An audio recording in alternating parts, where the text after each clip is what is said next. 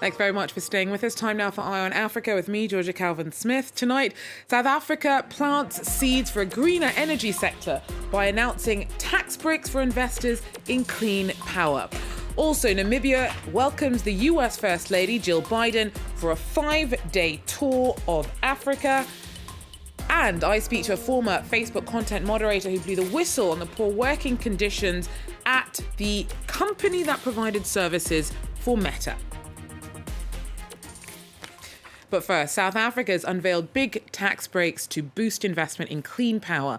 Details were also fleshed out for plans to bail out the ailing power utility Eskom. Laura Berstecker tells us more. Hoping to rescue its failing energy sector, South Africa announced a series of new tax breaks and incentives to encourage investment in renewable energies. Businesses will be able to reduce their taxable income by 125% of the cost of investment in renewables. We will also introduce a new tax incentive for individuals to install rooftop solar panels to reduce pressure on the grid. Authorities also confirmed they would take on over half of the total debt of ailing national energy provider Eskom. The company is responsible for an energy crisis that's led to widespread blackouts in recent months. After losing half of its production capacity in September, largely because of poorly maintained infrastructure, Eskom began to implement scheduled power cuts, leaving millions without electricity. Earlier this month, President Cyril Ramaphosa declared a national emergency and appointed a special minister to tackle the crisis. But the blackouts have continued, and South Africans have had to resort to increasingly creative means of keeping the lights on. Honestly, we are struggling. Most of the people are not working. So we are using paraffin, batteries and solar and candles.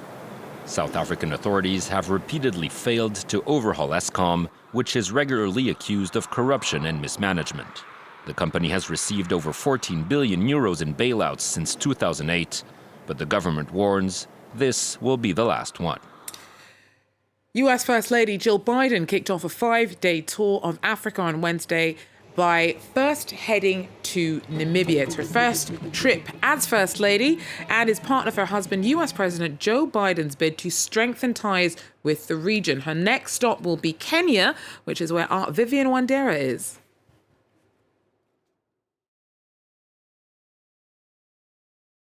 Amid rising desires to grow relations between Africa and the United States, Jill Biden's first visit as First Lady will focus on the resolutions of the recent US-Africa summit that was held in Washington, where President Joe Biden promised more engagements with Africa. She arrived in Namibia on Wednesday afternoon, marking the official beginning of her trip. On Twitter, the First Lady said that she will focus on the empowerment of women and youth and efforts to address food insecurity. She also wants to promote what she described as shared democratic values and to reaffirm the U.S. commitments in the future of the country. Well, we wanted to come because, this is a young democracy, and we want to support democracies around the world. And we met each other in December, and we're just continuing the relationship. Jill Biden's visit to Kenya will begin on Friday, where she will focus on drought response and also meet with her counterpart, the First Lady Rachel Ruto. Kenya is currently experiencing its worst drought in 40 years after 5 missed rain seasons.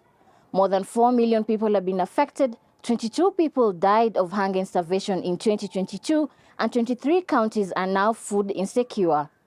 The trip will end on Sunday after 3 days in Kenya. Now, Nigeria is just days away from presidential elections and in the midst of multiple crises. One is the chaos caused by swapping out old notes from circulation with too few new ones available. On Wednesday, 16 states asked the Supreme Court to force a 6-month extension on the deadline for using old notes.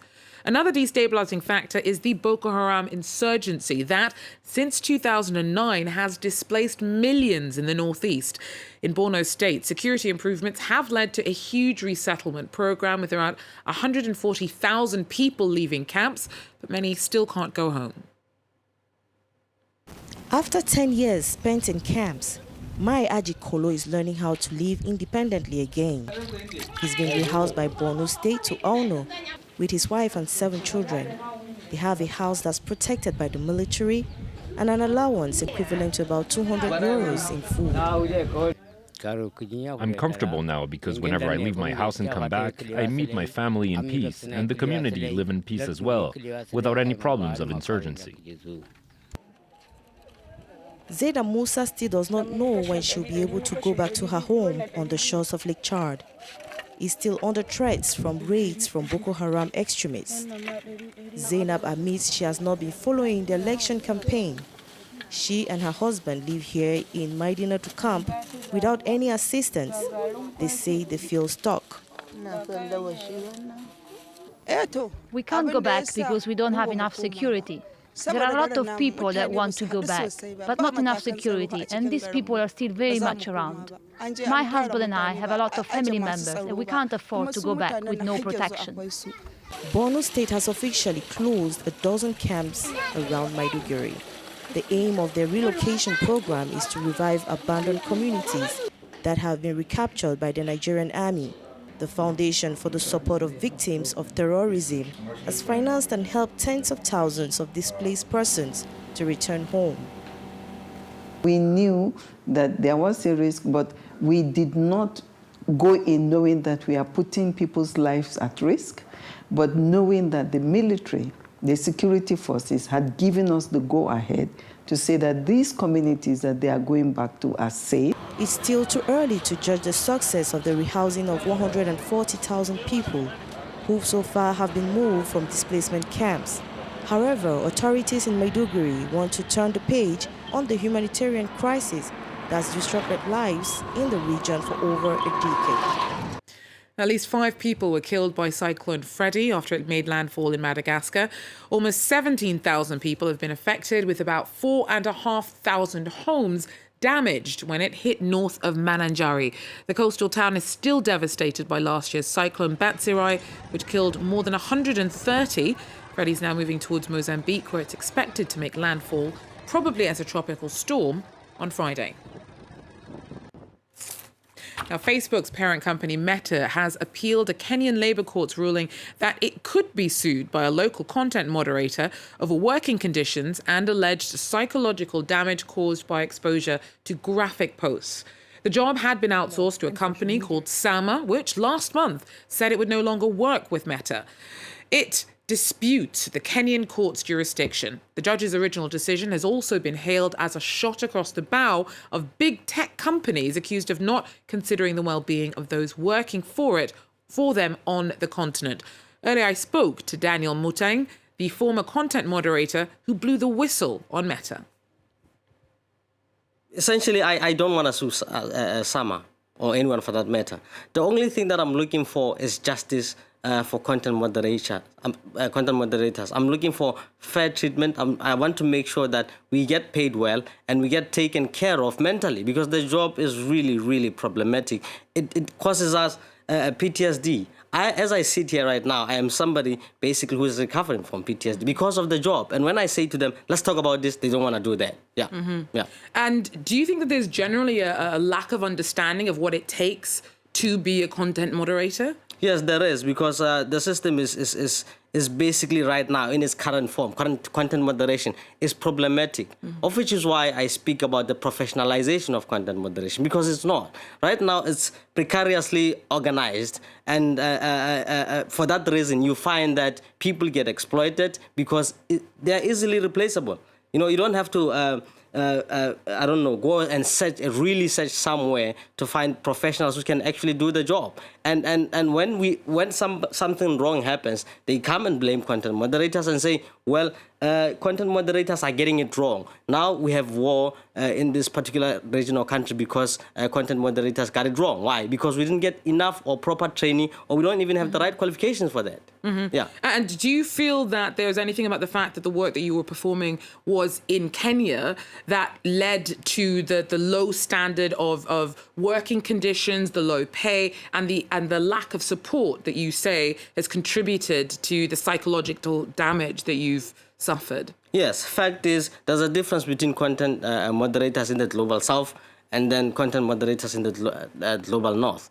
We, from the south, basically we are targeted because that's cheap labor, cost-cutting mechanism, and everything, all the fancy, structures or systems that are sort of like in place, if you can say, if you like, in the north, are not there for us. They are not there. Our pay is terrible. Contractual agreements we are outsourced. The mere fact that we are treated, we are outsourced labor means that we are going to be treated as second-class citizens in this thing. Whereas we are supposed to be located within the company so that we get treated decently as well. Yeah.